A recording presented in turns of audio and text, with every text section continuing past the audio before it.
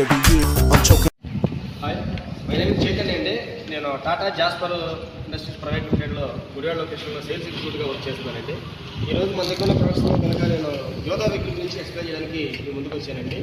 యోధా వెహికల్ వచ్చేసరికి ఏంటంటే ఇంజిన్ వచ్చేసరికి inter cooler turbo charged engine BS6 DI engine అండి. దీని సీసీ వచ్చేసరికి 2179 cc వస్తుందండి.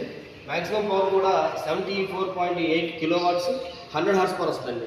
గ్రాడ్యుబిలిటీ వస్తే 35% గ్రాడ్యుబిలిటీ ఉంటుంది. టర్నింగ్ రేడియేషన్స్ కనుక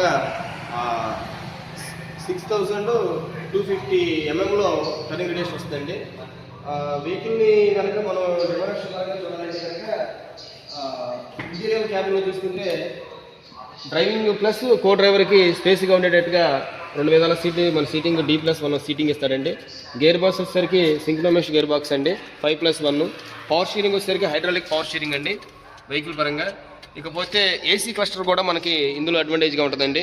ఈ యోధా 2.0 వెహికల్ అవడం వల్ల మనకి ఏసీతో వస్తుందండి వెహికల్. ఆ ఏసీయే కాకుండా మొబైల్ ఛార్జింగ్ ఆప్షన్గా కూడా మనకి చిన్న సాకెట్ నాబ్ ఇస్తారండి.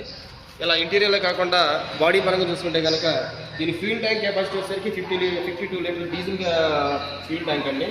బాడీ సైజ్ వచ్చేసరికి 8.8 6 ఫీట్స్తో కూడినటువంటి కార్గో బాడీ మనకి వెహికల్లో ఇంక్లూడ్ అయి ఉంటుందండి. టైర్ సైజ్ వచ్చేసరికి ఏంటంటే 215 టైరు బై 16R రిమ్ అండి. సైజ్ వచ్చేసరికి రిమ్ వచ్చేసరికి 16R 215 టైర్ వస్తుంది. సస్పెన్షన్ వచ్చేసరికి ఏంటంటే ఫ్రంట్ బ్యాక్ కూడా మొత్తం మనకి లీప్ స్ప్రింగ్స్ వస్తాయండి. బ్యాక్ వచ్చేసరికి 9 ఉంటాయి, ఫ్రంట్ వచ్చేసరికి 6 లీప్ స్ప్రింగ్స్ ఉంటాయండి.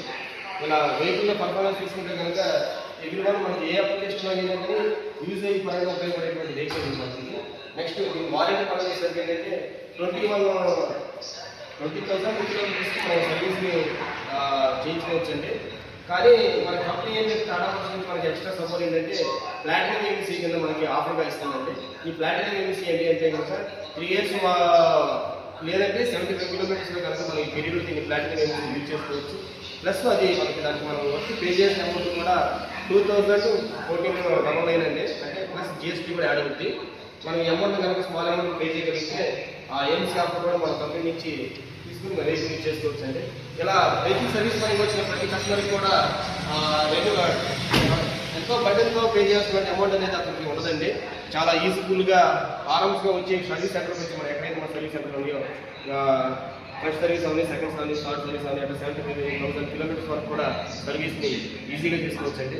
Thank you sir, thank you.